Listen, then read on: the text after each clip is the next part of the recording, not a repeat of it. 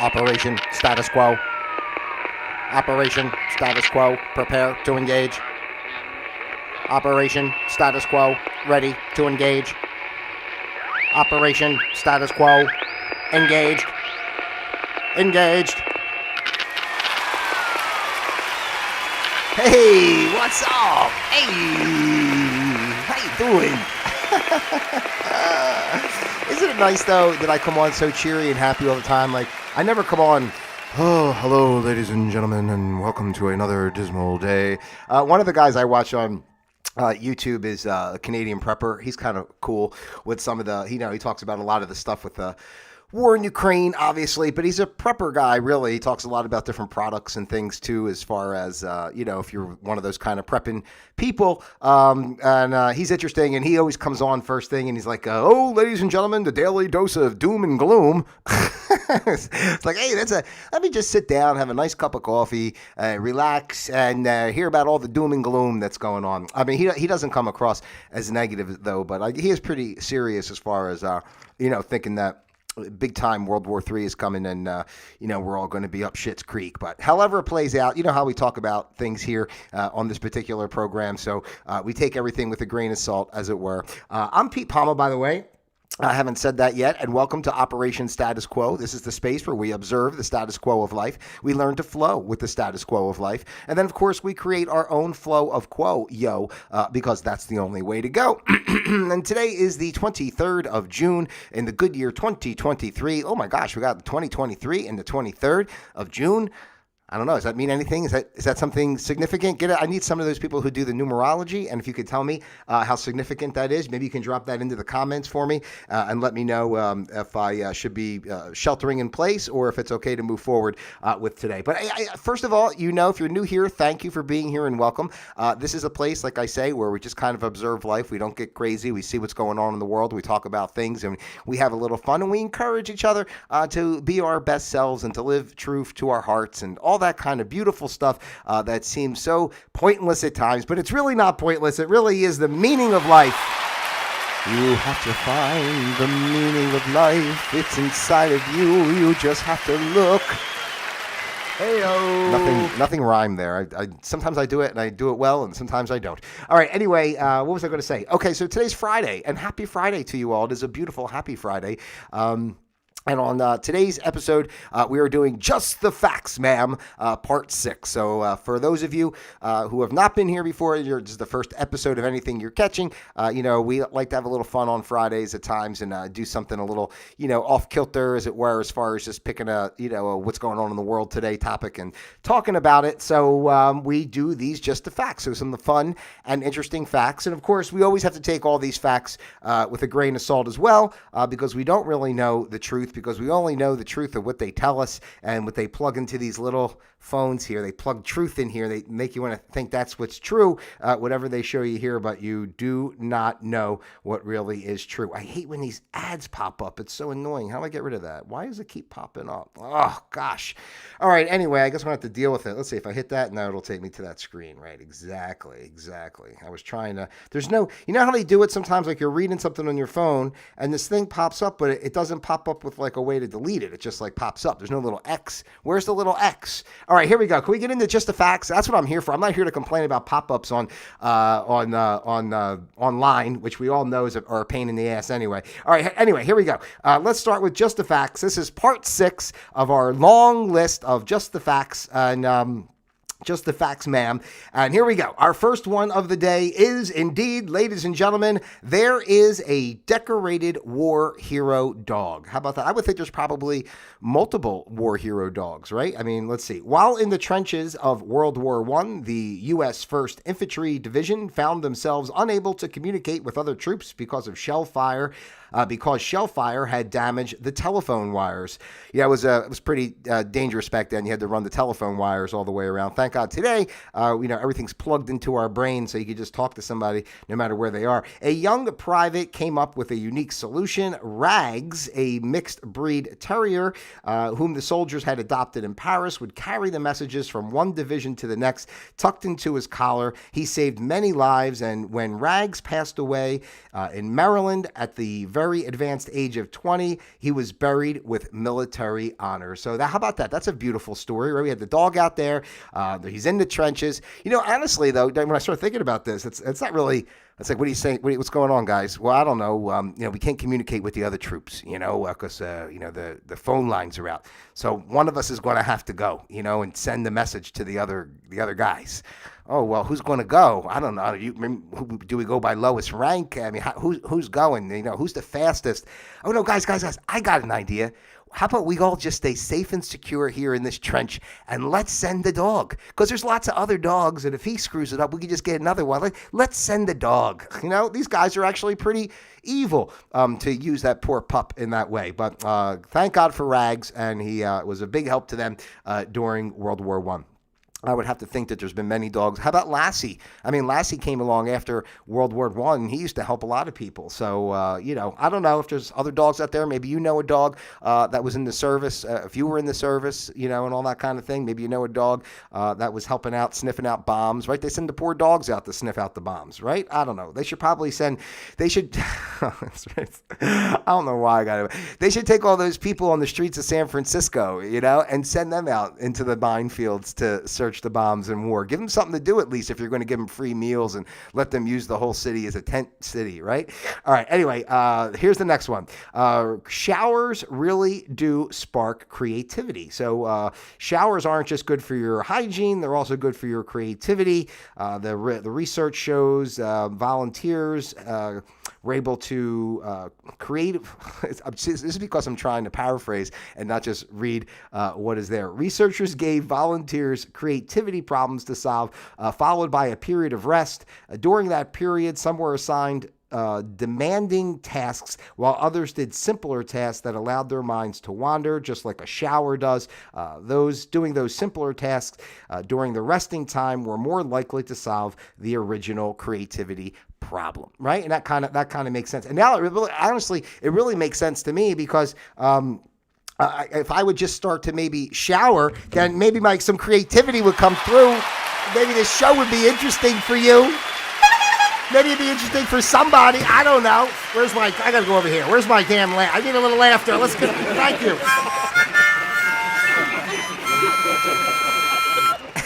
Okay, thank you very much. But I'm going to go take a shower. I should do that from now on. I think I'll take a shower before I start any show. This way I can be my best self for you. And maybe, just maybe, others will want to be around me because I will be clean at that point. Abraham Lincoln's bodyguard left his post at Ford's Theater to go for a drink. So that seems pretty...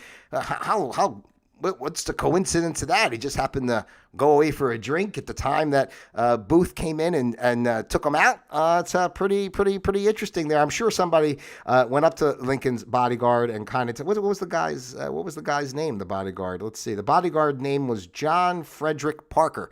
So somebody comes and said, "Yo, John, do us a favor. Why don't you take a walk?" "Oh, no. I'm here. I have to. It's my job. I'm the bodyguard to watch the president." I don't think you understand what we're talking about. Why don't you do yourself a favor and take a little walk?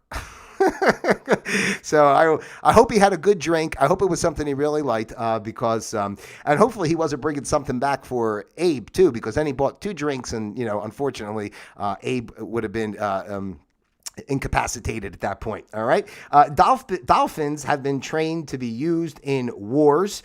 Dolphins are known widely as adorable, intelligent animals. What is not as widely known is that these crafty creatures were used by the U.S. and Soviet Union during the Vietnam and Cold War. What's funny too is I just saw this on the news. I think I just saw it today about Russia using dolphins in their fight against Ukraine. So I'm not sure how much water is there for the dolphins to help out. I'm sure they figure it out. Maybe they put dolphins in pools and push them up to the front lines and day, and whatever they have to do to help out. And what was that movie? I'm going way back here. What the hell was that called? The Incredible Mr. Something, wasn't it? With Don Knotts, when it was like a cartoon, and he was the dolphin, and he was helping fight World War II or something like that. But the cartoon part was him in the ocean. Don Knotts, the voice of this dolphin that was helping America save themselves from, the enemy of World War II. All right. So that's been going on for a long time. And that's another thing that kind of gets me, I'm kind of reflecting on that for a second, because dolphins, honestly, are just amazing creatures. I've seen, I've seen them I've always seen them kind of up close, like in the ocean and stuff. But since I moved here, I was out a couple times and really saw them swim by up close, and, just beautiful. I love dolphins, and I appreciate how smart they are, and they're friendly and all that type of thing. And to think that they're being utilized that way, the dolphins should almost stand up and say, "Listen, guys, we love you humans and all, but we're not participating in this capacity, right? We're loving creatures of the earth, and we would prefer not to help you kill other humans and be a part to your war games, as it were, because we're dolphins, and we really we don't like to fight. We just want to be dolphins. Can I get a fish, something to eat?" All right, here we go. Playing the accordion was once required for teachers in North Korea. Now that's interesting. Let's see if it'll say why, because I was going to start speculating, but maybe we'll just find out if we look into it. The most popular instrument in North Korea is the accordion. So much so that all teachers used to be required to play to get their teaching certificates, because the accordion is portable in a way that, say, a grand piano isn't. It was thought of as the people's instrument. There you go. That could be taken outside and played for laborers in the field. So it was the people's instrument. I'm not sure exactly what happened to the guitar, because you can pick up a guitar and carry it around. You could carry a trumpet. You can carry a flute. You can probably carry a violin. So why does the accordion have to be the music of the people? And, and it kind of strikes me as odd that the accordion would be the instrument of North Korea, right? I mean, it doesn't seem like it fits. Like, I think of an accordion, I think of, other kind of places. I never would think of, like, I think like a Poland or something. Maybe because I was like such a Weird Al Yankovic fan. He was always playing the accordion. In polka, they do a lot of polka on the accordion. Oh, the polka, right? So I can't imagine North Koreans. I don't know, what do they play on the accordion over there? I don't even know. Okay, here we go. Children's medicine once contained morphine. Well, I mean, that's not a surprise. I mean, they used to use cocaine in dentist's office and everything else back in the days too, right? So let's see here. If you were a baby in the middle of the 1800s and you cried while teething, your parents might have given you Mrs. Winslow's soothing syrup. This medicine claimed that it soothed the child, it softened the gums, and alleviates the pain. It also may have done plenty of soothing. It may have done plenty of soothing, but it was also extremely dangerous. The concoction, like many patent medicines of the time, contained morphine. So they were loading up the kids on morphine. Maybe that's why, like, way back in those days, people were better behaved. We got these kids today running around. They're all ADD'd out and freaked out. They're on the Ritalin and they're on their whatever to keep them calm. Maybe we just go back to a couple drips of morphine under the tongue. The kid kind of lays down for a while, thinks about things. Again, just like, when you take the shower and it allows you to reflect and be more creative. It's the same thing with these kids. They're running out of control. They're all worked up. There's so many hormones and crap in all the foods that they're eating. All the stimulus from watching TV and playing video games and being on the tablet or the iPad or the phone or whatever. It's just like frying out their brain. So maybe this is something, a practice that we should go back to, quite honestly. So maybe we could be an advocate. I think maybe Operation Status Quo will be an advocate for starting to give morphine. Did I say morphine? Yeah, morphine to our children. Oh my gosh. I would like to say this here because I am not a financial advisor. Do not give morphine to your children. Does that make any sense? I'm not a financial advisor. That's what they always say on, when I watch the YouTube video. I'm not a doctor. I'm not a financial advisor. But I'm not. Oh, actually, let's go. Let me go back over here and hit that. You got to hit this one for fun. When the kid starts going, when you start getting that, where is it? Jesus God, I can't believe I just did that. I was on that page and then I left that page. I want to hit the damn baby crying. Oh, that's what happens. The baby starts crying. The dog starts barking. The people start complaining. People start screaming. And it just gets all out of control. All right, everybody out. Take it easy. Hey, take it easy. Take it easy. Heyo. All right. So, but anyway, that's what kind of happens. I think everybody needs morphine. I think that's what we should be doing to the world right now, right? I see down here in Florida, they have the planes that fly over and it says mosquito patrol on the bottom of the plane. And I guess they're spraying all kinds of God knows what chemicals in the air here to kill off mosquitoes. And I guess maybe that would have to be done. Maybe we'd all be eaten alive by giant mosquitoes down here. I'm not really sure, but maybe they can alleviate like all the problems by just spraying the air with morphine and just putting us all in a docile state, and maybe we can get through some of the crazy problems that are going on in the world. All right, I don't know. It's just some thoughts. That's what we do here. Like I say on Operation Status Quo, we're just observing life, right? And then we just we flow with what's going on, but then we create our own flow. So maybe a new flow that would be beneficial to humanity would to start just instead of all those chemtrails are doing up there with all the heavy metals and all the other shit that they're putting in the air to kill us. You don't have to kill us, right? Maybe we can make a deal with these cabal evil leaders that want to take our sovereignty and freedom and all that away. Maybe he could make a deal instead of killing us all off. Just spray the skies with morphine, and we'll all just kind of be docile. And then you can come around and drag the humans away that you want to use for sacrificing and adrenochrome and all that stuff, and save yourself the effort of having to kidnap everybody. Right? It'd be a lot easier for all of us. Okay, plastic Easter eggs and plastic Easter grass were invented by a man who holds more patents than Thomas Edison. Well, that might be wonderful, but is the invention? He might have more patents, but are these inventions as good as Thomas Edison's? If Thomas Edison really invented the stuff they say he invented, because we don't really know, because all our mainstream history is propaganda and lies. So who knows what deal he was working on, even though he might not have really done the stuff that he did. But let's see here. If you've ever enjoyed an Easter basket with Easter eggs and grass, then you can thank Donald Weder. Weder. Weeder? Maybe it's Weeder then, right? Because we got only one consonant between the two vowels. Weeder. Donald Weder. The man who invented both. He invented both of those, right? Weeder not only holds the patents for those holiday staples, but he also holds a total of 1,413 U.S. patents, including ones for water-based inks, flower pot covers, and decorative wrappers. That's compared to Thomas Edison, who held just 1,093 U.S. patents. Oh, what a slacker, right? What a slacker that guy was. Come on, Tommy boy, catch up. This guy's making fake grass, plastic grass that winds up in our water and winds up in the streams and all it poisons everybody. I mean, that's really good stuff. I shouldn't be so negative. Everybody likes the plastic Easter eggs and the plastic grass. It's real nice, right? Okay, we have just a few more here for you today. I hope you're having a good time. By the way, if you are enjoying the show, I would encourage you, if it feels right, I don't want to put you out, but if it feels right, maybe click subscribe, click like, share this video, and let's help this channel and community grow. And don't forget that you're welcome here. If you have anything you'd like to share, ideas that you would like to have me express on the show, I'm happy to do that for you too. All my contact information is in the description box below, and you can do that. You can drop a comment. Whatever works for you works for me, because I'm a man of the people and you're the people on the people. You know how we talk over here. All right. Anyway, a few more here. Water makes different pouring sounds depending on its temperature. Well, I would say, I don't think that is something as a strange fact or whatever. I mean, if water is freezing, right, in the process of freezing, you can hear it,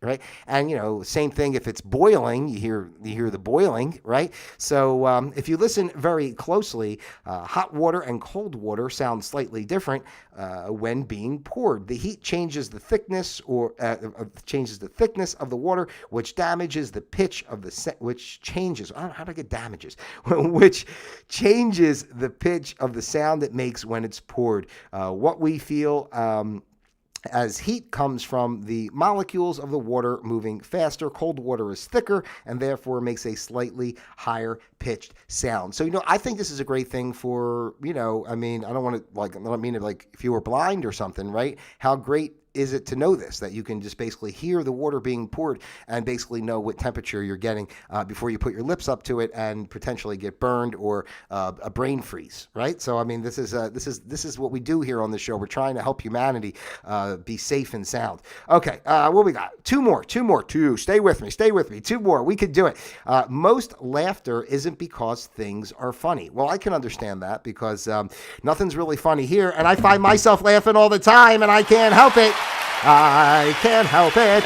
Oh boy, here we go. Get the chainsaw out. Somebody call an ambulance. I know. I shouldn't play with the power tools.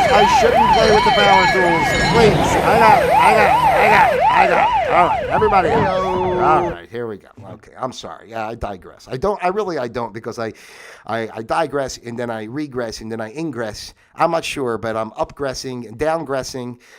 Okay, where did I say? Oh, okay. I talked about most laughter isn't funny. Most laughter isn't because things are funny.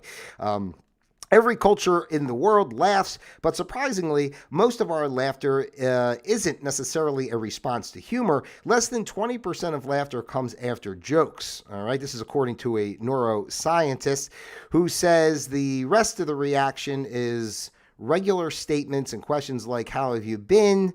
Oh my God, I got an ad here and I can't read the rest of this thing. The ensuring laughter, however brief, helps form social bonds from people who laugh together, grow closer. I don't even understand. How do you laugh after, oh, how you been? Like, I don't know. Is that, okay, let me try it out, ladies and gentlemen. I want to see if you guys, hey, how you been?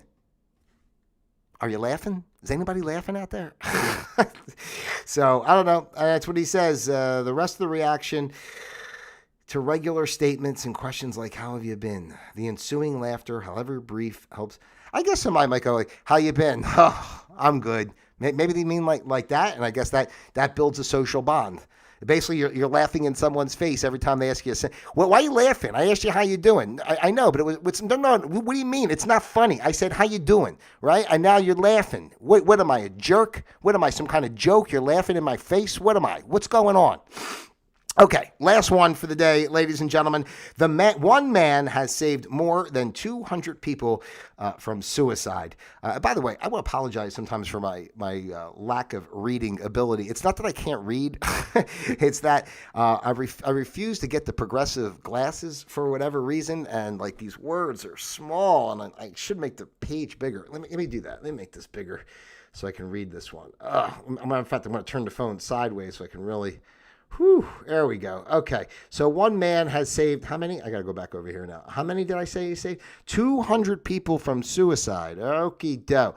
Okay, it's a sad fact. The Golden Gate Bridge in San Francisco is, we talked about San Francisco earlier, is a site where many suicides take place. Do you believe this freaking ad popped up again? Jesus God, it makes me so agitated. You know what gets me about ads and all that stuff? It's just so damn intrusive. Like, I'm reading something. You don't need to pop up in my face, right? Just like when I'm watching videos on YouTube and the shit pops up, it just pisses me off. Like, I'm listening to something. I don't need you. If I want to buy something, I'll go research it myself. Thank you. Now, the ad keeps disappearing and popping up, and that's really just annoying. But anyway, the Golden Gate Bridge, site of many suicides. However, one California Highway Patrol officer has done more to combat this problem than any other individual. That's Officer Kevin Briggs, who battles depression himself, has personally talked more than 200 people down from the proverbial ledge throughout his career. After retiring in 2013, Briggs wrote a book called Guardian of the Golden Gate, and now goes on speaking tours to encourage public discussions of suicide and mental illness. So we probably should get this guy on the horn, because since COVID, those suicide rates have been going up. People are tired of all the craziness and the crap in the world, and they might not be jumping off the bridge. I don't know if he can work remotely, maybe just get him on the phone and talk to somebody. So if you know anybody, of course it's a serious issue. I'm not really making jokes in a way, but if you do know someone and you have no one else, give Kevin Briggs a call, look him up, and see if he can help you out. Although, if he's still in the San Francisco area, I would have to think he's pretty busy, and you're probably going to need somebody else. But anyway, that's it, ladies and gentlemen. That's what's happening here today on Operation Status Quo, yo. Just the facts, ma'am. Part 6. Hey-o. Yeah, and we got more of those to come, so hopefully you like it. Anyway, that's it, guys. It's the weekend's coming up, so I want to wish everybody out there a happy, healthy weekend. Be safe, have fun, do all this kind of stuff that you do, whatever it is that you do, but do it. I don't know what to say. Don't forget to like, subscribe, share here on this channel, and send it out to your friends, your family, those you love, those you despise as well. I'm happy to talk with you or whatever the case may be. All you have to do is reach out, and I'm your guy. I'm your guy because we're building a community, and at the end of the day and the beginning of the next, this place is just a place for people to be happy and have fun and feel like they can chill out and just put a little smile on their face and not take life so seriously, because why do that, right? I mean, that's just like, ugh, taking life seriously. Ugh, right? All right. Anyway, that's it for me, ladies and gentlemen. So until Monday, Operation Status Quo, disengaged.